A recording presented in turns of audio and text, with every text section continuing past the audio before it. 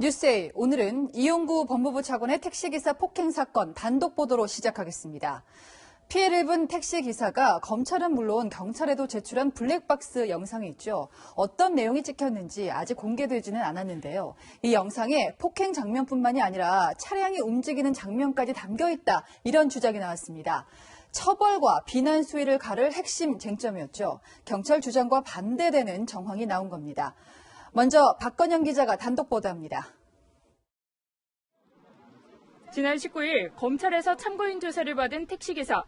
검찰은 조사 과정에서 택시기사가 휴대전화로 촬영한 37초짜리 블랙박스 영상을 큰 화면으로 천천히 재생하며 폭행 상황을 살펴봤습니다.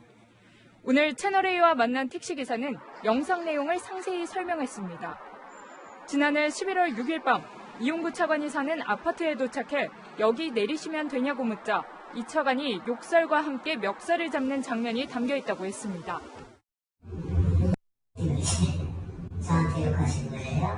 왜 나한테 욕을 해요? 예. 하지만 이 차관이 멱살을 놓지 않자 너 뭐해? 이게. 택시기사예요, 이게. 그러니까 이제 그때 이렇게 승인 내 신고합니다. 거기까지. 경찰 신고를 위해 차량을 2에서 3m 움직이는 모습도 고스란히 담겨 있다는 게 택시기사의 설명입니다. 그럼 차 한쪽에 대야 되잖아. 차가 쓱 움직여.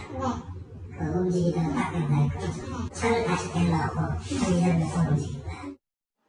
기사는 사건 발생 닷새 뒤인 지난해 11월 11일 서초경찰서 담당 수사관에게 이 영상을 그대로 보여줬습니다.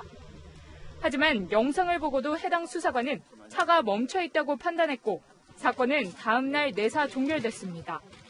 서울경찰청 관계자는 37초 영상에 차가 움직이는 장면이 담긴 게 사실이냐는 질문에 진상조사를 마친 뒤 종합적으로 판단해 말하겠다고 밝혔습니다.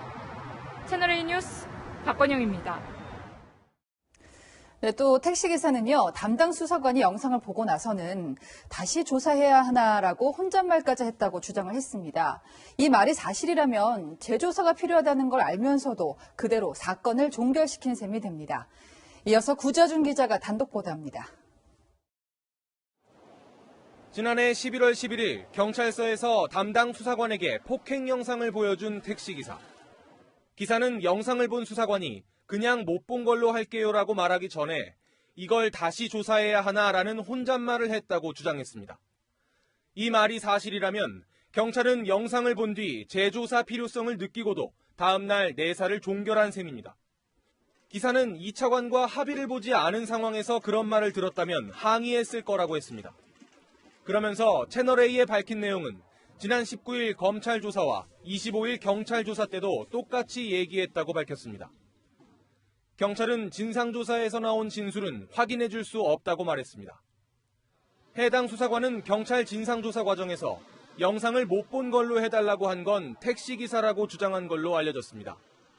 기사가 합의를 마친 뒤여서 경찰에게 영상은 보여줬지만 사건을 종결시키고 싶어 했다는 취지로 진술한 겁니다. 기사는 지금도 블랙박스 영상을 가지고 있다며 제대로 수사가 이루어지지 않을 경우 영상을 공개할 예정이라고 말했습니다. 채널A 뉴스 구자준입니다.